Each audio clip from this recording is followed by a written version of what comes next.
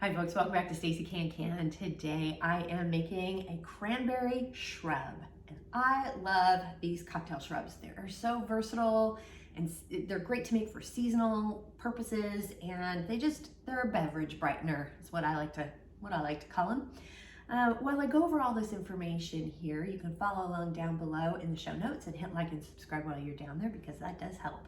So the ingredients that you need is a cup of water, a cup of sugar, 2 cups of cranberries. You can either use fresh or frozen, and then a cup of your apple cider vinegar. Organic is preferred, most definitely preferred. I do like this brand here because it does still have the mother in it, which is nice.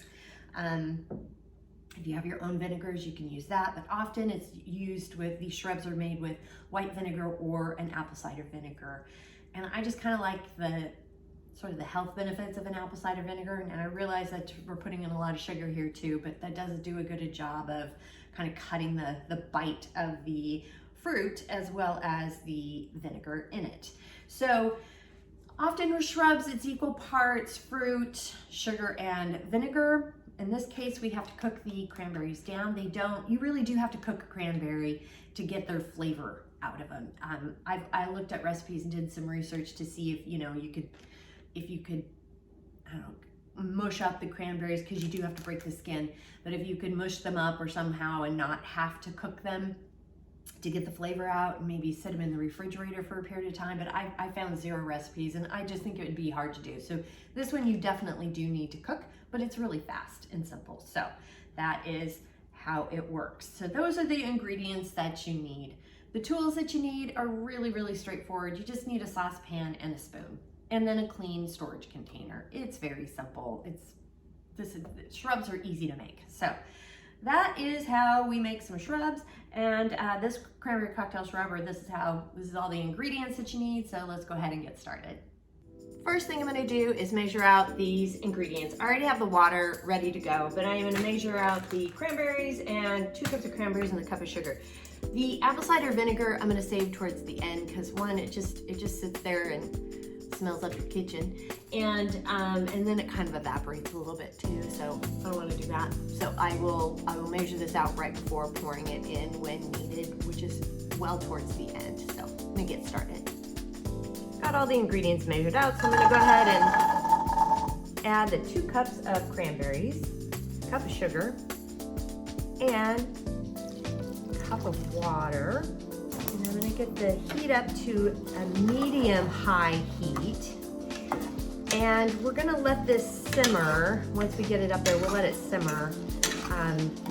We got to melt the sugar first. So let's get the sugar all melted, and then I'll probably end up setting a timer. I got it going on a medium-high heat. So I'm going to go ahead and simmer, drop it down to a simmer. And I'm going to set a timer for about 10 minutes. You're gonna start hearing them pop like popcorn, which is great because that's how all the flavor's coming out.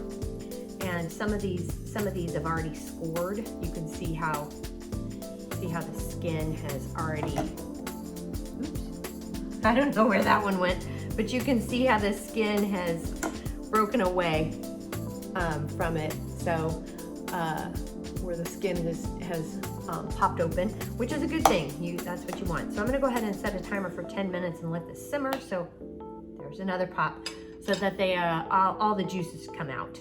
And see how lovely this is all kind of simmering and coming together. Everything's popping open and softening up. The 10-minute timer has gone off, so I'm gonna go ahead and cut the heat, and now we're gonna let this cool completely before we press it and release more of the juices.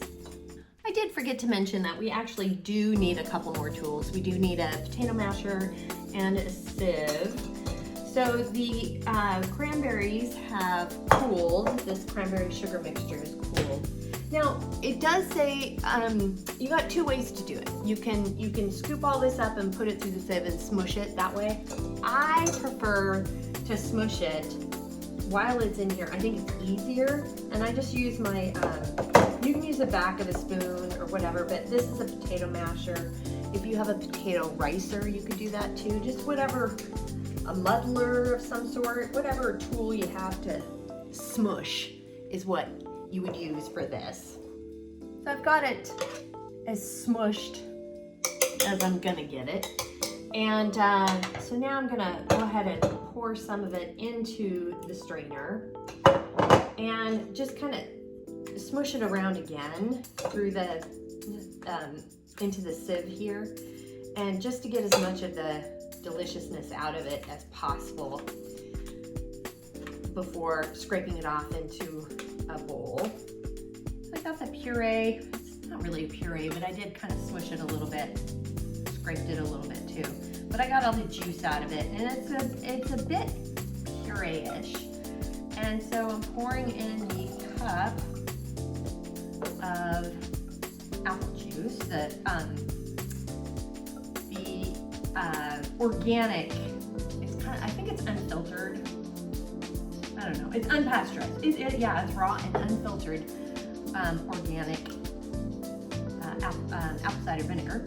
And just giving it some good stirs here. This will settle in the jar, so you're gonna need to give it a good shake before using. I'm gonna give it a taste. Yes, that's really good. Very tart. I like that a lot. And so now I'm gonna pour it into my storage container. And it does suggest, it says to leave it overnight to kind of melt those flavors together, and I would do that. It is pretty vinegary at the moment, but I do know if you give it, a little time, that cranberry is gonna pop right through. So, but it is very cranberry-ish as well. You can always add less vinegar if you want, but I did go ahead and add all of it because I do need to get those, because I think it's still gonna pull some of that flavor and it's gonna sort of mellow itself out in 24 hours in the refrigerator. So you can stick it in the refrigerator, and this is good in the refrigerator for up to a month or so if it lasts that long for you. But it is quite delightful. A great cocktail would be just in an old-fashioned glass. You can fill it full of ice, a shot of this, and a shot of whatever spirit you enjoy. And I think it would actually do okay with whiskey or bourbon. It's got some good flavor there as well, but also very good with vodka and gin. Rum, I think it would be a little, well, you do you. Give it a whirl. Maybe it works great. And then you would add a splash of sparkling soda or sparkling water, whatever, soda water would work for you. I'm not sure about tonic. I'm not a big tonic fan, so you do you on the tonic. But that's what you do. That's it. It is delicious. So the recipe for this is down below in the show notes. And while you're down there, please hit like and subscribe, because that does help. And if you have any questions, comments, suggestions, feedback, concerns, by all means, please reach out to me. I'm on Facebook at Stacey Can. You can add me on Instagram and TikTok at Stacey Can. My website is www.staceycancan.com, and my email is info@staceycancan.com. Thanks so much for joining me today, and until next time, happy canning. Oh, and I'm on LinkedIn at Stacey Can. Thanks for joining me today, and until next time, happy canning.